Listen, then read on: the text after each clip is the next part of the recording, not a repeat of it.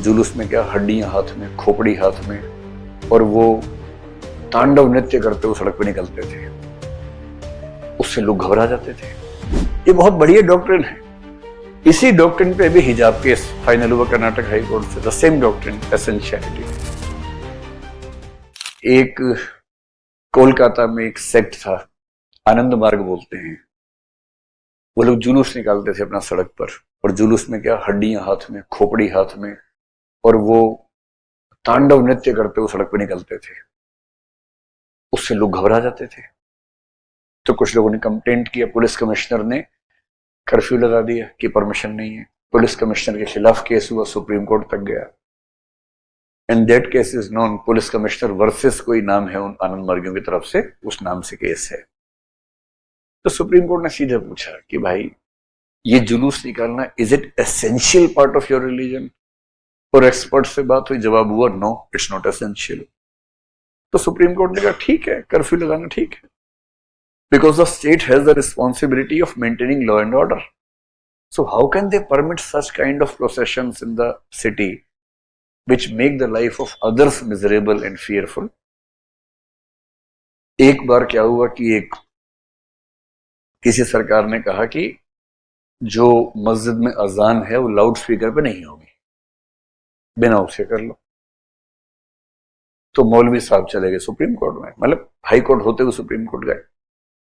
Supreme Court ने फिर कहा कि भैया ऐसे हर मामले में, उन्होंने कहा आर्टिकल 25 मेरा खत्म हो रहा है, 25, 26 दोनों खत्म हो रहे हैं। 26 is about religious organisations, their practices.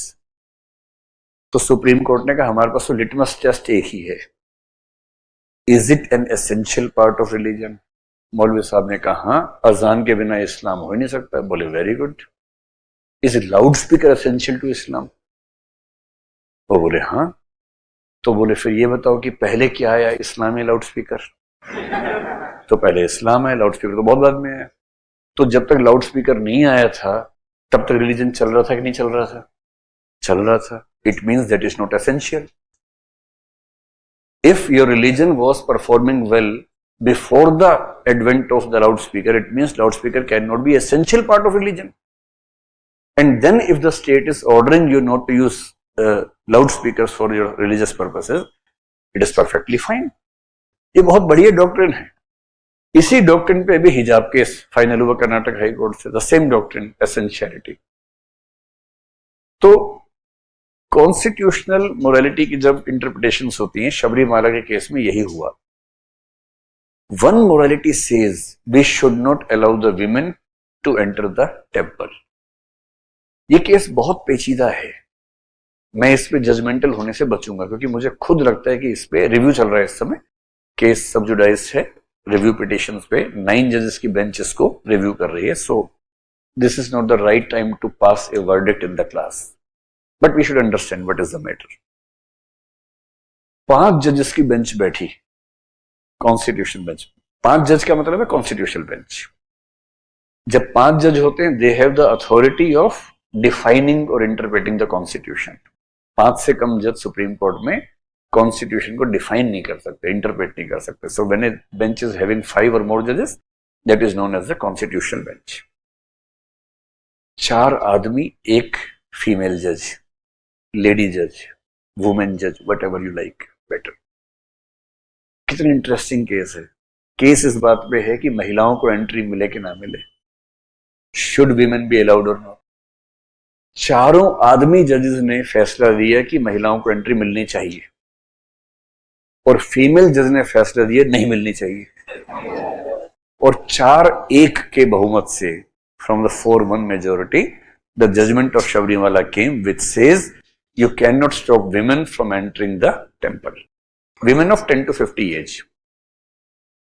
तो अब ये मामला इतना मुश्किल है केरल में, उसके बाद भी कोई औरत घुस तो नहीं पाई अब तक। जो गई पिट के वापस आई है वहां से, वो सब लोग तैयार है कि आके दिखाओ। वो कह रहे सुप्रीम कोर्ट ने बोले आओ ना, सुप्रीम कोर्ट आओ, अंदर आओ जरा, आओ हम भी यहाँ पर। अब कोई क्या करे भाई इसके बाद। But supreme court in that matter said the question here is between the constitutional morality and the public morality. Public means society. A society or a community or a social group has its own moral standards, its values, its norms. That is fine. And they are fine to the extent they are not going against the fundamental rights of anyone else. So any culture that you follow, if it is not going against the fundamental rights of anyone else, why should someone bother about that? That's fine, you have all the rights. Article 29-30 में culture के rights भी हैं, religion के rights भी हैं, you have all the rights. But any religious cultural practice that is against the fundamental rights of others cannot be accepted as per the constitution. And whenever we have to see between the constitutional morality, which means equality, liberty, justice, and public morality, the Supreme Court categorically said constitutional morality shall prevail in the Supreme Court.